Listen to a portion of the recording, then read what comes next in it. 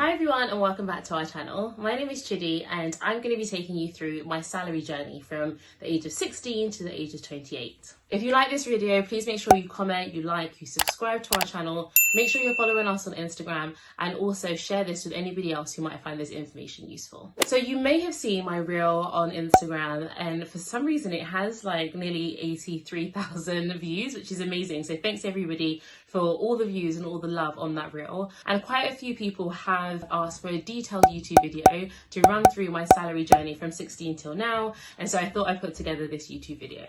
So for those who may not know, I am a lawyer. I'm 3 years qualified and I currently work at a US law firm based in the City of London. Obviously this video isn't meant to brag. It has just been put together for informational purposes and it is meant to inspire and let you know that it is completely possible, that you could be earning £4.95 at 16, but at 28 you could literally be earning six figures. So I'm going to take this video in 4 separate sections: pre-uni, at uni, 2 or 3 years after I finished university, and then me training to be a solicitor. So let's start pre-university. So I'm quite young for my year, and so I turned 16 just before I went to sixth form. I was quite lucky and I ended up being able to land a job in October of the year that I turned 16. I worked at a place called Shoe Zone, and if you don't know what Shoe Zone is, it is a very discounted shoe company based in England, and it is one of those shoe shops that you go into and you can like smell the plastic. Like, it is incredibly cheap shoes, and I worked there for 2 years. I was getting paid £4.95 per hour because I was under 18, and so they were able to pay me that amount. I had a great time at Shoe Zone. I met some amazing people who I'm still in contact with today. That was the way in which I was able to do things for my family, for myself, without having to ask my parents for money. And so from time I started sixth form and before I went to university, I was only earning £4.95 an hour. For those who may not know, I went to Oxford University and I studied law. So then when I got into university, Oxford has this really weird, strange rule that in essence you can't work while you're at university. And the idea is that you're meant to spend all your time focusing on your degree and making sure that you get a good degree. The reason why Oxford says that you can't work, even though I don't agree with the rule, I kind of understand the premise of it. We are only at university for 8 weeks. So that is 8 weeks for the winter term or the autumn term, 8 weeks for spring and 8 weeks for summer. So we are out of university for 26 weeks. And you are able to monetize those 26 weeks some way, somehow. And it kind of does make sense, but it is a frustrating rule, especially if you come from a disadvantaged family or where, you know, your bank account isn't set up as a typical Oxonian family, so that you can't work while you're at university. And loads of my friends were able to work when they're at university, so that was a big thing for me. So I was like, well, Oxford told me not to work, so I'm gonna chill, I'm gonna sit in my seat, do my degree, and I won't work. For those who don't know, studying in university can be incredibly expensive, even if you do get grants, even if you do get any sort of bursaries. In particular, Oxford is a quite expensive city. It's not as expensive as London, but it is quite expensive. And so it just wouldn't work for me to not work and get some money in addition to any other money that I was getting from the university or from the government. So I didn't end up working at all in my first year of university. And then in my second year of university, I was like, no, we need to sort this stuff out. We need to work out how this can make sense. So for those who may not know, Oxford is made up of smaller universities, which are called colleges, and there are 38, I think, colleges at Oxford. My college had a bar, and so I worked there. I worked as part of the Freshers Week within my college, and then also within the university. I worked at the Oxford Career Service. I did a lot of like odd jobs that Oxford will find, yeah, sure, you can do this, but you can't have like a full-flown job throughout the term time. And so as an average, I was earning from £7.60 per hour. So we finished university, and like I said, I was on £7.60 about average for those 2 years I was at university. Then after university, if you know from my career video, I had applied to so many different firms, got so many different rejections. So in terms of law, like, I didn't have a graduate job when I finished university. And so the Oxford Career Service was really great at publishing different careers. And if you have that availability at your university, definitely tap into it. And so I got 3 jobs in the space of like 9 months after I finished university, and they were all from the Oxford Career Service. So I worked as an admin assistant at a climate change firm in Hertfordshire, a recruitment consultant in the City of London, and I was in the semiconductor industry. And then I worked as a PR assistant in a insurance PR in the City of London as well. And my salary was 22,000, 25,000, 19,000. And I was 22 when I was earning £19,000 per year.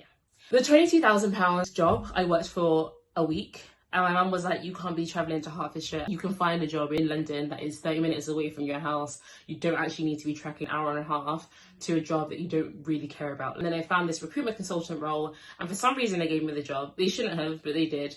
And I ended up getting actually fired from that job anyway. Then the PR agency, I absolutely hated. It just wasn't my vibe. A lot of people actually from my university ended up going there in the end. And it's like, I'm sure if that's something that you're interested in, it might be something you should go for. But for me, it just didn't really make sense. And the 19k per year just wasn't really fitting the taste that I had at the time. So we were there for 3 months, and then they were like, we're not too sure this is for you. And I was like, yeah, it's not, so bye-bye.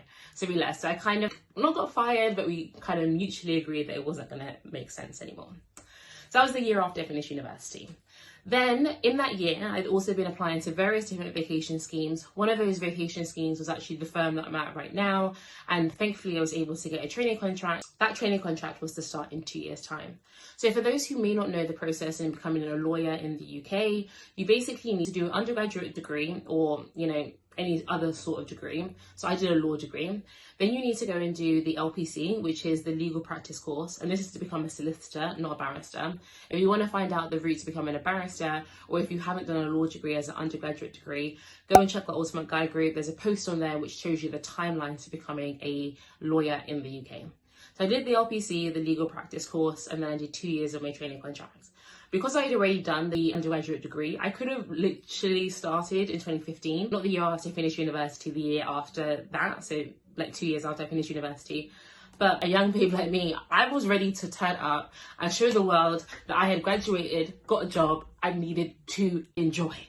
So I was like, you stay there. You hold on, I'm coming. Give me a year, I am coming. So in the year after I finished university, I went round the city trying to find some sort of job. And then I started at this paralegal firm. So one of the jobs that I did at university was basically called alumni of my college, and asked them to donate money for bursaries, but also for the development of the grounds, any sports and all that kind of stuff. And so one of the ladies that I had spoken to was somebody who studied law at Jesus College, that is, not at Jesus the man, but at Jesus College. And she was like, oh, what are you planning to do after university? And I was like, well, I haven't yet decided, just kind of see what's out there. And she was like, well, if you're interested, I'm working at this boutique litigation firm in London. I'm happy to give you a vacation scheme. So I went to go and do that vacation scheme. From that vacation scheme, they then said, whatever it is that you want to paralegal at a firm, you have a job here. So I started at this paralegal firm, and my salary was £27,000 a year. So I'd gone from 22, 25, 19 to 27. So that is basically my period, those sort of 2 to 3 years after I finished university. So after that year, after my YOLOing, after my enjoyment, after my turn up queen, slave queen energy, I then went to start studying to become a lawyer and starting the process. So remember I said that you do your law degree, the LPC, and then train for 2 years. So the LPC I did, we only got a maintenance grant, and our maintenance grant was actually quite high for the city. We got 8k for that year, but I've gone from 22, 25, 19, 27 to 8k. So listen, I just wasn't about that vibe. I was like, okay, I need to work out how I get some more money. And so I ended up doing a lot of jobs while in that year. There's no way I can live on 8k. So I ended up working at Boots, and they only had operation roles. Operation roles meant that you needed to be at the place of work. It was Oxford Street branch, by the way, or the Bond Street branch. It has to be there at 6. So I would wake up at 4:30.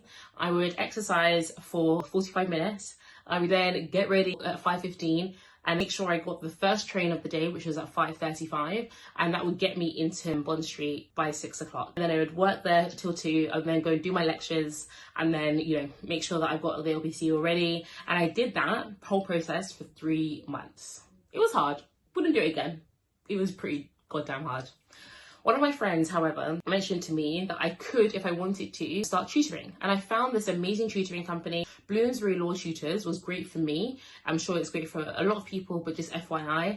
And so I would definitely suggest that you go to them. And I was getting paid like £35 to £40 per hour, which was nice. Especially in the exam season, I was getting like an additional £700 to £800 per month. And I also was able to do, in that time period, some paralegal roles. And I worked at like Sidley, I worked at Linklaters, I worked at various different places. And that was great. That was really fun. And they paid me quite well. So Not only was I getting paid my base salary, but overtime, but I was also getting like meals, taxis, I was going to drinks and all that kind of stuff. So I finished that, I finished the LPC and I started trading. My first year salary as a trainee solicitor at my firm was 45,000, which is pretty standard across the city. Then I got £50,000. I got a slightly increase because I went on secondment to Singapore. And so my firm gave individuals £500 pre-tax for every month for being moved abroad. And then when I qualified, I did 2 years of training and then I qualified, and I've been qualified for 3 years now. My salary increased significantly and I went from 50k to £128,000. And then plus my bonus came about, I think it was 136. Last year, my base salary increased again and I got, I think it was 139,000 plus my bonus. And this year, as you would have seen on the reel, projected to get about 220,000, probably a little bit more considering how busy I am. The firm has done really well, and so the bonuses have been very good this year and are likely to be probably not as frequent as they have been this year, but because I will be a fourth year associate, they will make a lot of sense. So I'd asked on our Instagram for people to let me know if they had any questions for me based on my salary journey. So how I went from obviously £4.95 at 16 to 220,000 plus at 28. And one person asked like, what was the big jump between you being 24, which is when I was on 45k, to 136,000 when I was 26. And that was just basically because I qualified as a solicitor. And one of the things somebody asked, did you plan or did you choose your job based on the money? A lot of it was the diversity, the great work and the focus on Africa, but also it was the money. And I think that that's important as well. And to recognize that it's okay to say that it was about the money, provided that you are ready to put in as much effort and as much energy to do as best as you can at the firm. And I really love my firm. If I didn't love it, I couldn't keep on doing this for the money. Right now, I'm really lucky that it is just a bonus that I love my job and I also get paid well. So now I've spoken a lot about my journey. If you have any other questions, please leave them down below. Make sure that you are following us on the Ultimate Guide Group on Instagram, and also make sure that you are subscribed to our channel, you turn on the bell notification, and if there's any other video or any other information that you want us to touch on, make sure that you leave them down below as well. So thanks everyone, bye.